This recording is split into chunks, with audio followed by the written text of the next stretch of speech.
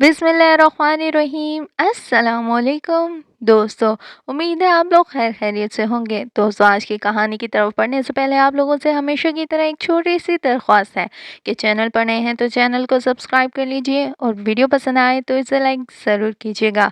चलिए दोस्तों, आज की कहानी की तरफ बढ़ते हैं। मेरे दोनों हाथ जंजीरों से जकड़े हुए थे। दोनों पाँव में लोहे के कड़े डाले गए थे। एक छोटी सी काल कोठड़ी में हर तरफ मिट्टी थी, जैसे कई सालों से ये बंद हो, किसी के इस्तेमाल में ना हो। जहाँ मुझे फेंका गया था, मैं बिखरे बालों और उजड़े हुलिये में जमीन बोस थी। मेरा पूरा वजूद दर्द से चूर था। मेरी आंखों से आंसू बह रहे थे। रूह को घायल कर देने वाली अजियत से मैं दो चार थी। मैंने बामुश्किल अपनी जलती हुई आंखें खोली। जहाँ की फिजा भी मिट्टी से आलूदा थी, मैं बामुश्किल सांस ले पा रही थी। इतनी घुटन थी कि लग रहा था किसी कब्र में बंद कर दिया गया हो। एक नज़र मेरी छत पर पड़ी, जहाँ पीले रंग का एक बल्ब जल रहा था, क्योंकि इस छोटी सी काल कोठरी में कोई रोशनदान तक न था। मुझे नहीं मालूम था बाहर दिन है या रात, क्योंकि मेरी जिंदगी तारीख की अथाह गहराइयों में गिर चुकी थी। मुझे दिन की रोशनी अब अगर नज़र भी आ जाती तो शायद उससे वहशत ही महसूस होती। फिर मेरी नज़र दीवारों पर पड़ी, जहाँ कोयले से फ़िक्रे लिखे हुए थे। मैंने सरसरी सी नज़र उन फ़िक्रों पर डाली, लेकिन एक फ़िक्रे पर जाकर मेरी नज़रें टिक सी गई थीं। फ़िक्रे में लिखा था, यहाँ जुल्म की कोई सुनवाई नहीं होती। ये फ़िक्रा पढ़कर एक होक सी मेरे अंदर से निकली थी। शायद मुझसे पहले आने वाले ने बड़े दर्द से इस कड़वे सच को लिखा था। सच ही तो लिखा था। न जाने मुझसे पहले भी कितनों की सिसकियां इस जगह दफन हुई थी। गरम गरम स्याल आंसू की सूरत मेरी आंखों से बहने लगा। रात की अजियत मुझे नए सिरे से ये फिक्रा पढ़कर दोबारा से अपने वजूद पर महसूस होने लगी थी, क्योंकि कुछ जख्म रूह को घायल कर देते हैं और ऐसे जख्म कभी नहीं भरते। फिर अपनी पूरी अजियत के साथ इंसान को कर्ब में मुब्तला कर देते हैं। मैंने अपनी जलती आंखें बंद की तो यादों के सिलसिले किसी फिल्म की तरह नजर आने लगे। मेरे ससुर गांव के चौधरी थे। उनको जवान लड़कियों का रक्स देखने का बड़ा शौक था। अब तो उनको आदत हो गई थी। मेरी सास बड़ी नमाजन और परहेजगार थी।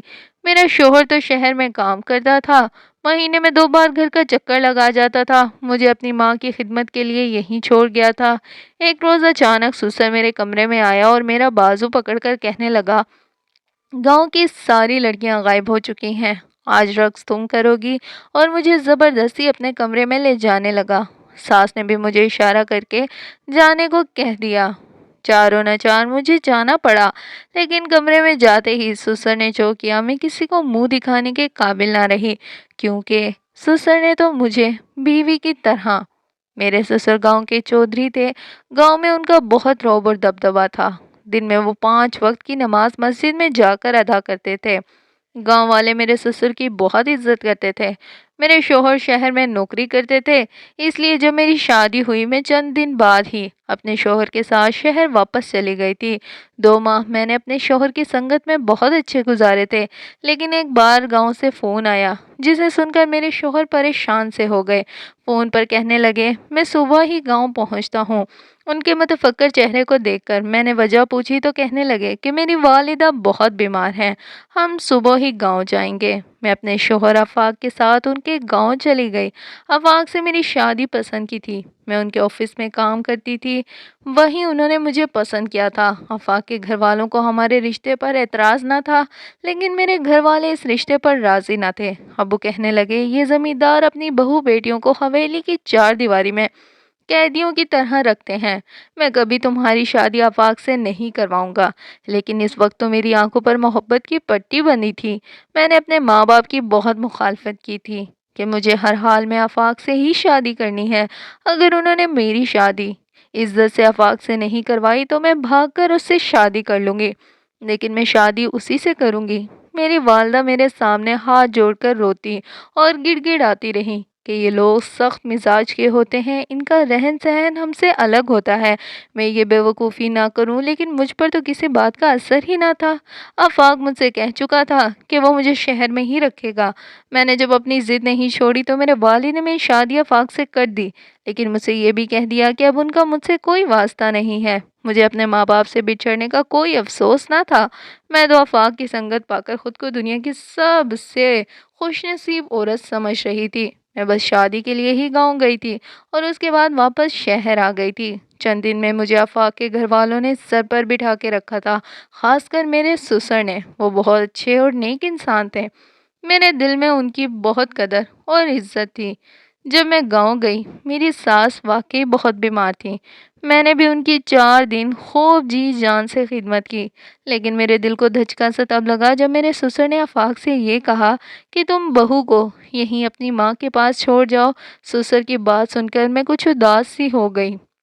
آفاق کے چہرے پر بھی ناگواری سی چھا گئی تھی، لیکن وہ کچھ نہیں بولے کیونکہ سردار صاحب کے سامنے کسی کی انکار کرنے کی ہمت نہ تھی۔ مجھے گاؤں چھوڑ کر آفاق واپس شہر چلے گئے۔ رات کو میں اپنی ساس کے ساتھ ہی سو رہی تھی جب رات کو 12 بجے کے بعد مجھے ڈھول اور ہارمونیم کی آوازیں سنائی دینے لگیں۔ گھنگروں کی جھنکار اور کسی نسوانی آواز میں بےہودہ سے گانے سن کر میں ہڑبڑا کر اٹھی تھی۔ ایسا بے ہنگم سا شور تھا، کانوں کو ناگوار سا لگ رہا تھا۔ زمین پر ایسی دھمک تھی جیسے کوئی ناچ رہا ہو۔ میری ساس نیند کی دوا کھائے سو رہی تھی، اس لیے اس کی آنکھ نہیں کھلی تھی۔ مجھے لگا شاید آس پاس کے کسی گھر میں شادی ہے، لیکن مجھے وہ شور اپنی ہی حویلی میں ہوتا ہوا محسوس ہو رہا تھا۔ میں اٹھ کر کمرے سے باہر آ گئی کیونکہ مجھے اتنے شور میں سونے کی عادت نہ تھی، لیکن جیسے جیسے لاؤنج میں جانے لگی وہ ساری آوازیں تیز ہونے لگیں۔ سامنے دیکھا تو ایک بہت بڑا کمرہ تھا جہاں سے وہ آوازیں آ رہی تھی۔ مجھے حیرت سی ہو رہی تھی کہ کون اتنا بے شرم ہے جو اس وقت ناچ گانے سن رہا ہے۔ اگر میرے سسر اٹھ گئے تو اچھی خبر لیں گے اس کی۔ پہلا خیال مجھے اپنے چھوٹے دیور کے بارے میں آنے لگا کیونکہ وہ جوان تھا اور میں نے سنا تھا کہ گاؤں کے چودھری ایسے شوق رکھتے ہیں۔ میں نے سوچا کہ اس کمرے کا دروازہ بجا کر اپنے دیور سے کہتی ہوں کہ اس نے اتنا تیز میوزک کیوں لگا رکھا ہے، اسے بند کرے۔ لیکن جیسے ہی میں نے دروازے پر ہاتھ رکھا، کسی نے مجھے بازو سے پکڑ کر پیچھے کیا تھا۔ میں یکدم ڈر سی گئی تھی۔ میں نے بے ساختہ پلٹ کر دیکھا تو میری ساس کھڑی تھی۔ وہ نیند میں تھی۔ بامشکل اپنی آنکھیں کھول کر مجھ سے کہنے لگی، تم کہاں جا رہی ہو؟ میں نے کہا، رمیز نے اتنا تیز میوزک لگایا ہے اس لیے میں اسے بند کروانا چاہتی ہوں، مجھے اتنے شور میں نیند نہیں آتی۔ میری ساس مجھ سے سخت لہجے میں بولی، کہنے لگی، چلو میرے کمرے میں، اور خبردار جو تم اس کمرے کے پاس دوبارہ گئی۔ مجھے اپنی ساس کی بات کچھ عجیب سی لگی کہ بجائے دیور کو ڈانٹنے کے وہ مجھ پر برس رہی ہیں۔ میں نے سوچا صبح میں اپنے سسر سے رمیز کی شکایت لگاؤں گی، لیکن صبح ناشتے پر میرا دیور باہر سے اندر داخل ہوا تھا۔ کہنے لگا، میں اپنے دوستوں کے ساتھ شکار پر گیا تھا، ابھی آیا ہوں۔ یہ سن کر مجھے حیرت ہوئی تھی۔ آفاق اور رمیز 2 ہی بھائی تھے۔ اگر رمیز شکار پر گیا تھا تو رات کو ناچ گانا کون سن رہا تھا؟ میں حیران و پریشان تھی۔ ناشتے کے بعد میں ساس کے کمرے میں چلی گئی۔ وہ نماز پڑھ رہی تھی۔ وہ اس بیماری کی حالت میں بھی نماز نہیں چھوڑتی تھی۔ میں جب اپنی ساس سے پوچھا کہ رات کو ناچ گانا کون سنتا ہے تو مجھ سے کہنے لگی، کوئی نہیں، اس حویلی میں اگر تم نے رہنا ہے تو آنکھیں اور کان بند رکھ کر رہنا سیکھ لو، ورنہ بہت پچھتاؤ گی۔ میری ساس کا لہجہ بڑا سخت تھا۔ مجھے ان کی بات بری سی لگی تھی۔ پھر میں نے سوچا کہ میں چند دن کی مہمان ہوں، مجھے اس بات سے کیا، لیکن میرے پیروں تلے زمین اس وقت نکلی جب شام کے کھانے پر مجھ سے میرے سسر نے کہا کہ اب تم ہمارے خاندان کا حصہ ہو، اس لیے تمہیں ویسے ہی زندگی گزارنی پڑے گی جیسے ہمارے خاندان کی لڑکیاں گزارتی ہیں۔ تم اب یہیں رہو گی، آفاق ہر 2 ماہ بعد یہاں آ کر تم سے مل جایا کرے گا۔ یہ سن کر تو میرا دل ہی بیٹھ گیا تھا۔ مجھے گاؤں کا نہ تو ماحول پسند تھا، نہ ہی میں پابندیوں کی عادی تھی۔ دوسرا، میرے سسر جب بھی رات کے کھانے کے لیے ٹیبل پر بیٹھتے ان کی نظریں مجھے پر جمی رہتی۔ نہ جانے کیوں میں الجھن کا شکار ہونے لگتی تھی۔ جو کچھ ان کی نظروں میں تھا، میرا دل اور آنکھیں اسے تسلیم کرنے کو تیار نہ تھیں۔ وہ میرے باپ کی جگہ تھے، مجھے ایسا نہیں سوچنا چاہیے تھا۔ میں خود کو یہ سمجھانے لگتی۔ میں نے جب آفاق سے اس بات کا ذکر کیا کہ سسر جی مجھے شہر نہیں بھیجنا چاہتے تو آفاق کہنے لگے، میں اپنے والد کی مخالفت نہیں کر سکتا۔ آفاق کے بدلے رویے نے مجھے اور بھی تکلیف پہنچائی تھی۔ میں نے غصے سے فون بند کر دیا۔ میں نے سوچ لیا کہ وہ جب گاؤں آئیں گے تو میں ان کے ساتھ ہی واپس لوٹ جاؤں گی، لیکن یہ نہیں معلوم تھا میں کسی دلدل میں بری طرح سے پھنس چکی ہوں، یہاں سے کبھی بھی نہیں نکل پاؤں گی۔ رات کو پھر سے میری آنکھ کھلی اس بے ہنگم شور کی وجہ سے۔ मैं उठकर बाहर आ गई। मैंने सोच लिया था कि आज मैं देखूंगी कि कौन वो बेशर्म इंसान है जो इस किस्म के बेहुदा शौक रखता है। लेकिन इससे पहले कि मैं दरवाजे के बराबर लगी खिड़की से झांक कर कुछ देखने की कोशिश करती, ये एकदम ही कमरे का दरवाज़ा अंदर से खुला था। बाहर लाउंज में इस वक्त अंधेरे का राज था, इसलिए मैं जल्दी से पीछे हटकर दीवार के साथ लग गई। लेकिन फिर जो मेरी आंखों ने देखा मुझे यकीन नहीं आ रहा था। मेरा ससुर नशे में धुत एक लड़की के कंधे पर बाजू रखे उसे अपने हिसार में लिए अपने कमरे की तरफ बढ़ दिया। ये देखकर मेरे तो होश ही उड़ गए थे। मैं ऐसा सोच भी नहीं सकती थी। फिर वो शख्स तस्बीह हाथ में लिए लोगों की नज़रों में कितना मोतबर था, और रात को अपने ससुर का ये रवैया देखकर तो मेरे होश ही उड़ गए थे। मुझे हद दर्जा अफसोस हो रहा था। वो लड़की नौजवान सी थी, लेकिन उसका हुलिया बता रहा था कि वो कहाँ से आई है। मैं वापस अपनी सास के कमरे में आ गई, लेकिन न जाने क्यों मुझे रात भर नींद नहीं आई। लेकिन जो कुछ सुबह मेरे साथ हुआ मैं सोच भी नहीं सकती थी। मैं नाश्ते के बाद किचन में चली गई। मैं मुलाजमा के साथ मिलकर खाना बना रही थी जब मेरे ससुर का मुलाजिम आया और कहने लगा, सरदार साहब कह रहे हैं कि बहू बेगम चाय लेकर उनके कमरे में जाएं। मुझे कुछ हैरत सी हुई थी, क्योंकि आज से पहले कभी भी मेरे ससुर ने अपने कमरे में नहीं बुलाया था, ना ही मैं उन्हें चाय देने यूं गई थी। मैं बेदिली से चाय लेकर उनके कमरे में पहुंची, क्योंकि जो रूप मैं उनका देख चुकी थी मुझे उन पर अफसोस था। लेकिन मैं जैसे दरवाजे पर दस्तक देकर उनके कमरे में पहुंची तो वो बेड पर दराज थे। मैंने चाय का कप उनकी साइड टेबल पर रखना चाहा तो उन्होंने अपना हाथ आगे बढ़ा दिया। मुझे मजबूरन वो कप उनके हाथ में पकड़ाना पड़ा। लेकिन जो हरकत मेरे ससुर ने की, मुझे उस पर गुस्सा आने लगा। उन्होंने चाय के कप के साथ मेरा हाथ भी पकड़ लिया। मैं तो बुरी तरह से घबरा सी गई थी। कहने लगे, तुम रात को मेरी जासूसी करती हो। ये सुनकर तो मैं बदहवास हुई थी। वो रात को मुझे देख चुके थे। अगर देख भी लिया था तो मारे शर्मिंदगी के उन्हें इस बात का जिक्र भी नहीं करना चाहिए था। लेकिन वो तो, मैंने उनके हाथ से अपना हाथ खींचकर पीछे किया तो वो कमीनगी पर सी हंसी पर हंसने लगे। मैं कमरे से बाहर निकल आई। मुझे अपने ससुर बहुत बुरे लगने लगे थे। अगर वो याश मिजाज भी थे तब भी बहू बेटी का लिहाज तो होना चाहिए था। मैं सोच चुकी थी कि दोबारा अपने ससुर के कमरे में नहीं जाऊंगी और आफाक से कहूंगी जल्दी गांव पहुंचे और मुझे यहां से वापस लेकर जाए। लेकिन जो कुछ मेरे साथ होने वाला था, अगर मैं जान जाती तो अपनी जान ही ले लेती। रात को लाउंज में एक शोर बरपा था। मेरे ससुर मुलाजमीन पर चिल्ला रहे थे। कहने लगे, मैं कुछ नहीं जानता, मुझे रक्स देखना है तो लाजमी देखना है। मुझे रक्स देखे बिना नींद नहीं आती। मैं उनका शोर अपनी सास के कमरे में बैठी सुन रही थी। मेरी सास ना जाने क्यों बदहवास सी थी। उसके बाद कमरे का दरवाज़ा खुला और मेरा ससुर गुस्से से अंदर दाखिल हुआ और मुझसे कहने लगा, जल्दी से तैयार हो जाओ और रक्स करो। ये सुनकर तो मेरे उसान खता होने लगे थे। ये शख्स क्या पागल हो गया था? मैं कोई बाजारी औरत थी जो मुझसे ऐसी फरमाइश करता? मेरा तो गुस्से से दिमाग ही घूम गया था। मैंने कहा, आप होश में तो हैं? लेकिन अगले ही लम्हे वो मुझे गुस्से से देखकर बोला, तुझे मेरी बात समझ नहीं आती, चल और मेरा दिल बहला। ये सुनकर तो मेरा खून मेरी रगों में खोलने लगा। इस शख्स में ज़रा भी लिहाज ना था। मैंने कहा, मैं तुम्हारी रखेल नहीं हूँ। मैंने भी सारे लिहाज भुला दिए। वो शख्स इस काबिल न था कि उसकी इज्जत की जाती। लेकिन उसके बाद उस शख्स ने मुझे बालों से पकड़ा और मेरी सास के सामने वो मुझे उनके कमरे से घसीटता हुआ बाहर ले जाने लगा। मैं चिल्लाने लगी, अपनी सास से कहने लगी कि मुझे बचाओ, लेकिन वो आंसू बहाते हुए मुझे बेबसी से देख रही थी। मेरी चीखों पुकार बहुत से मुलाजमीन सुन रहे थे। मेरे सफ़र की सफ़ा की भी देख रहे थे। लेकिन मजाल था कि कोई मेरी मदद के लिए आगे भी बढ़ता। वो मुझे तमाम मुलाजमीन के साथ अपने कमरे में लेके और मुझे बेड पर धकेल कर फेंका। मैं उस वक्त अपने ससुर की आंखों में हैवानियत देखकर डर सी गई थी। वो इंसान नहीं, जल्लाद था, हवस का पुजारी था। उसकी नज़र में औरत सिर्फ औरत थी, बहन बहू बेटी नहीं। मेरा ससुर दरवाज़ा लॉक करने लगा। मैं फौरन से बेड से उठ गई।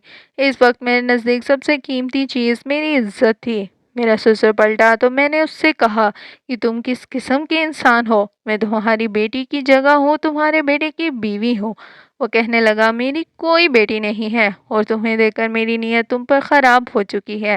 تم جیسی لڑکوں کو اپنے حسن میں پھانسنے والی لڑکیاں کتنی شریف ہوتی ہیں ہم سب جانتے ہیں۔ میرے بیٹے کے ساتھ بھی نہ جانے تم نے کتنی راتیں کالی کر کے اسے اپنے حسن کے جال میں پھنسایا ہوگا، اور جو تم سے شادی کرنے پر تیار ہو گیا کیسے بیوقوف بنا رہی ہو تم۔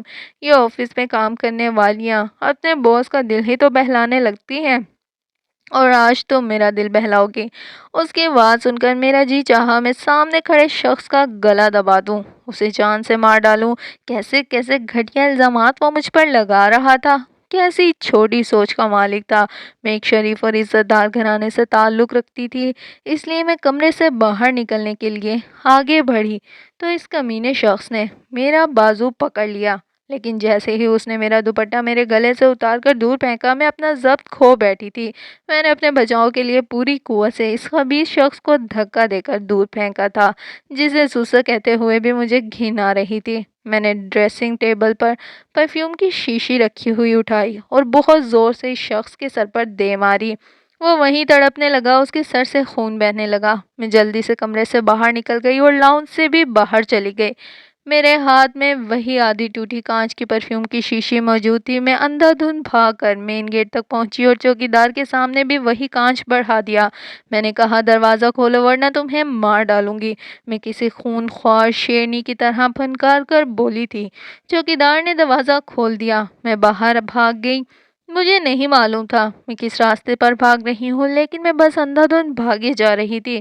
سامنے ایک گھنا جنگل تھا، میں اسی جانب بھاگنے لگی۔ کبھی سوچ بھی نہیں سکتی تھی کہ گاؤں کے ذمہ دار ایسے گھٹیا اور خبیث سوچ کے مالک بھی ہوتے ہیں، جن کی نظروں میں بہو بیٹی کی عزت بھی معنی نہیں رکھتی۔ مجھے آفاق پہ غصہ آ رہا تھا، جب وہ اپنے باپ کے گھٹیا پن سے واقف تھا تو مجھے گاؤں کیوں چھوڑ کر گیا تھا۔ میں ساتھ ساتھ بھاگ رہی تھی، ساتھ ہی رو بھی رہی تھی۔ مسلسل 1 گھنٹہ بھاگنے کے بعد میرے پاؤں بھاگ بھاگ کر شل ہو چکے تھے۔ میں تھک چکی تھی اور مزید بھاگنے کی متحمل نہ تھی، اس لیے میں اس اندھیرے جنگل میں ایک درخت کے ساتھ ٹیک لگائے بیٹھی اپنا پھولا ہوا سانس اعتدال پر لانے لگی۔ میں بہت زیادہ تھک چکی تھی، کبھی بھی اتنا نہیں بھاگی تھی۔ میرا حلق کانٹے کی مانند خشک ہو چکا تھا، لیکن وہاں کہیں بھی پانی نہیں تھا۔ پھر مسلسل بھاگنے کی وجہ سے میں بری طرح سے ہانپ رہی تھی۔ میں نے درخت سے سر ٹکایا اور آنکھیں بند کر لی۔ میں شاید بری طرح سے تھک چکی تھی، اس لیے مجھے نیند آنے لگی۔ میں کچھ ہی دیر میں سو چکی تھی۔ صبح میری آنکھ گولی کی آواز سے کھلی تھی۔ سامنے ایک پولیس انسپکٹر کھڑا تھا، اسی نے ہوا میں فائر کیا تھا۔ اسے دیکھ کر میں خوش ہو گئی کہ میری مدد ضرور کرے گا۔ میں اٹھ کر کھڑی ہو گئی۔ وہ انسپکٹر مجھ سے کہنے لگا کون ہو تم؟ میں نے ساری بات بتا دی۔ میری بات سن کر اس نے مجھے سر سے پیر تک دیکھا اور کہنے لگا میرے ساتھ پولیس اسٹیشن چلو، میں تمہاری مدد کروں گا۔ میں اس کے ساتھ پولیس اسٹیشن چلی گئی۔ میں نے کہا کہ وہ مجھے شہر بھیج دے، میں اپنے والدین کے پاس جانا چاہتی ہوں۔ کہنے لگا بھیج دوں گا، لیکن پولیس اسٹیشن لے جا کر اس نے مجھے ایک چھوٹی سی تنگ سی جیل میں بند کر دیا۔ کہنے لگا تم سردار صاحب کے خلاف رپورٹ کروانا چاہتی ہو؟ وہ تو ہمارے مائی باپ ہیں، ہم ان کے غلام ہیں، میں انہیں ابھی بلاتا ہوں۔ یہ سن کر تو میرے ہوش ہی اڑ گئے۔ میں نے اس انسپکٹر کی منت سماجت شروع کر دی کہ مجھے اس گھٹیا شخص کے حوالے نہ کرے، لیکن اس انسپکٹر نے میری ایک نہ سنی۔ میں جس جیل میں تھی وہ چھوٹی سی جیل تھی، وہاں میرے علاوہ کوئی دوسری عورت نہ تھی۔ پورا دن میں جیل میں بند روتی رہی۔ کیسا اندھا قانون تھا! وہ محکمے بھی ظالموں کے ہاتھوں بک چکے تھے جو ہماری حفاظت پر مامور ہیں۔ میں کسے اپنی فریاد سناتی؟ مجھے لگا ابھی وہ سفاک شخص آئے گا اور مجھے بالوں سے پکڑ کر اپنی حویلی میں لے جائے گا۔ اس بار تو نہ جانے میرا کیا حشر کرے گا، کیونکہ میں نے اس کے سر پر وار کیا تھا۔ میرا دل خوف کے مارے کسی سوکھے پتے کی مانند لرز رہا تھا، لیکن رات تک کوئی بھی میری جیل میں نہیں آیا۔ رات کی تاریکی میں وہ انسپکٹر جیل میں داخل ہوا تھا۔ میں اسے دیکھ کر پھر سے اس کی منت سماجت کرنے لگی کہ وہ مجھے یہاں سے جانے دے، لیکن اس شخص نے میری عزت کو پامال کر دیا۔ میری چیخیں اور سسکیاں وہاں گونجتی رہیں، لیکن اس بے حس شخص کے دل میں رحم نام کی کوئی چیز نہ تھی۔ میں نے اپنے بچاؤ کے لیے بہت کوشش کی، لیکن وہاں اس کال کوٹھڑی میں ایسا کچھ نہ تھا کہ جس سے میں اپنا بچاؤ کر سکتی۔ اس درندے نما شخص نے میرے احتجاج پر مجھے بہت مارا بھی تھا۔ صبح مجھے زنجیروں میں قید کر دیا تھا۔ میرے چہرے پر اس کی تھپڑوں کی وجہ سے اس کی انگلیوں کے نشانات تھے۔ میرے ہونٹ کے قریب خون رس رہا تھا۔ میرے بال بری طرح سے بکھرے ہوئے تھے۔ میں کسی بے جان وجود کی مانند گھٹنوں میں منہ چھپائے رو رہی تھی۔ کاش کہ میں نے اپنے ماں باپ کی بات مان لی ہوتی۔ کاش کہ میں نے ان کی مخالفت کر کے آفاق سے شادی نہ کی ہوتی۔ گھر سے زیادہ محفوظ جگہ کچھ بھی نہیں ہوتی، اور ماں باپ کے علاوہ کوئی ایسا نہیں ہوتا جو ہماری حفاظت کر سکے۔ وہ ہمارے لیے سوچ سمجھ کر ہی فیصلہ کرتے ہیں۔ مجھ پر قتل کا کیس ڈال دیا گیا تھا۔ وہ سردار میرے وار سے مر چکا تھا۔ میں جیل کی کال کوٹری میں قید تھی، جہاں مختلف قسم کے پولیس کے وہ نمائندے اپنی ہوس مٹانے میرے پاس آتے تھے، جنہیں ہم اپنے محافظ سمجھتے ہیں۔ وہ جیل خانہ ہونے کے ساتھ ساتھ جسم فروشی کا بازار بھی تھا، جہاں عورتوں کے ساتھ زیادتی کرنے والے وحشی درندے پولیس کی وردی میں موجود ہوتے ہیں۔ میرے پاس پچھتاوے کے علاوہ کچھ بھی باقی نہ تھا۔ وہ آفاق جس کی خاطر میں نے اپنے ماں باپ کو 8 آنسو رلایا تھا، اس نے پلٹ کر بھی کبھی میری جانب نہیں دیکھا۔ شاید یہ میرے ماں کے آنسو تھے۔ ان کے دل سے نکلی ہوئی کوئی آہ تھی جو مجھے لگ گئی تھی۔ کاش کہ ہم لڑکیاں 4 دن کی محبت کی خاطر اپنے ماں باپ کی برسوں کی محبت کو فراموش کرنے کی غلطی ہرگز بھی نہ کریں۔ ہمارے ماں باپ سے زیادہ مخلص ہمارے لیے اور کوئی نہیں ہوتا۔ مجھے پھانسی کی سزا سنائی گئی تھی۔ کون کہتا ہے کہ جیل میں بیٹھی عورت پھانسی سے ایک بار ہی سولی پر لٹکتی ہے؟ اس پھانسی سے تو شاید اس کی سزا ہمیشہ کے لیے ختم ہو جاتی ہے، کیونکہ جو اذیت وہ اس سے پہلے اپنی عزت کی دھجیاں بکھرتے ہوئے دیکھتی ہے، وہ اذیت شاید پھانسی کی اذیت سے کئی زیادہ بہت زیادہ ہوتی ہے۔ کاش کہ میری پکار کوئی سن سکتا، تو میں ان لڑکیوں کو چیخ چیخ کر کہتی کہ خدا را کبھی کسی کی محبت کی خاطر ماں باپ کو تکلیف نہ دینا، ورنہ کبھی خوش نہیں رہ پاؤ گے۔ دوستو، اگر آج کی اس کہانی سے آپ لوگوں نے کوئی سبق حاصل کیا ہو، اگر میری کہانی آپ کو پسند آئی ہو، تو پلیز ویڈیو کو لائک اور چینل کو سبسکرائب ضرور کیجیے گا۔ پھر ملیں گے اگلی کسی ویڈیو کے ساتھ، تب تک کے لیے خوش رہیے، خوشیاں بانٹیے۔ اللہ حافظ۔